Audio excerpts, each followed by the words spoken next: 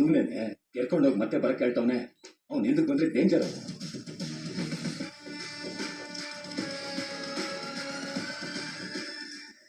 ಒಂದ್ ದಿಮ್ಮಿ ಇಟ್ಕೊಂಡ್ರು ಸಿಂಡಿಕೇಟ್ ಬಿಡ್ತೀನಿ ಅಂದೆ ಅಲ್ವಾ? ಪೂರ್ತಿ ಬಂಡಿನ ಇಟ್ಕೊಂಡಿದ್ದೀನಿ. ಕೂಲಿ, ನೀನು ಕೂಲಿ. ಮತ್ತೆ ಭುಜಕ್ಕೆ ಕಡ್ಲಿ ಇಟ್ಕೊಂಡು ಕೂಲಿಗೆ ಹೋಗೋ ನಿಕ್ಕಾಡಿಗೆ ನಡ್ಕೊಂಡು ಕೂಲಿ ಕೂಲಿ. ಪುಷ್ಪ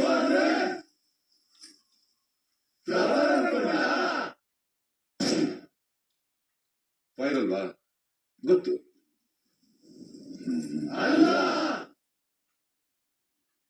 ವೈಲ್ಡ್ ಫೈರ್.